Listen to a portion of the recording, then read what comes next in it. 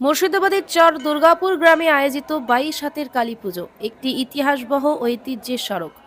পুজোটি শুরু হয়েছিল বাংলাদেশের মাটিতে দেশ স্বাধীনের অনেক আগে।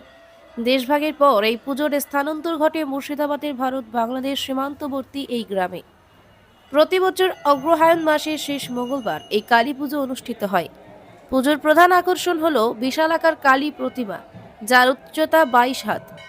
প্রতিমার এই অসাধারণ আকারের কারণেই এটি 22 হাতের কালী নামে পরিচিত।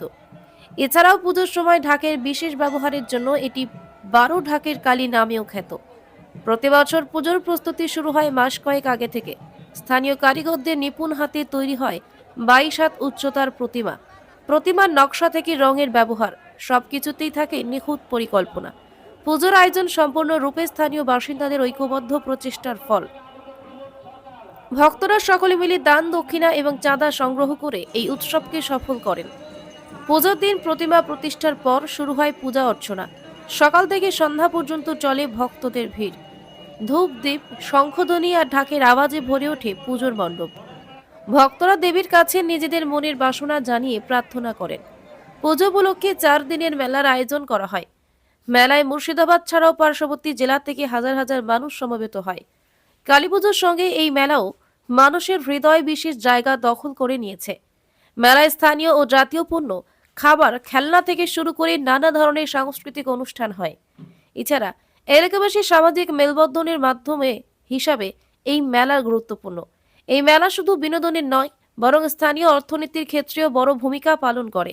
মেলায় ছোট বড় ব্যবসায়ীরা তাদের পণ্য বিক্রির সুযোগ পান।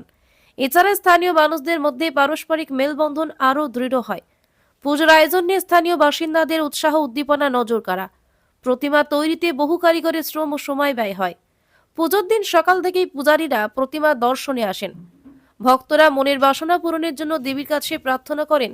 সন্ধ্যায় দীপাবলির আলোকসজ্জায় গ্রামটি এক অপার্থিব রূপ ধারণ করে। এই পুজো শুধু ধর্মীয় নয়, বরং সাংস্কৃতিক এবং ঐতিহাসিক দিক থেকেও গুরুত্বপূর্ণ। এটি মুর্শিদাবাদ এবং বাংলাদেশ দুই বাংলার ঐতিহ্যের যোগসূত্র হিসাবে কাজ করে।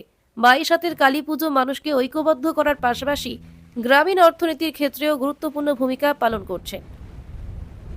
আপনারা দেখছেন নিউজ 4 বাংলা।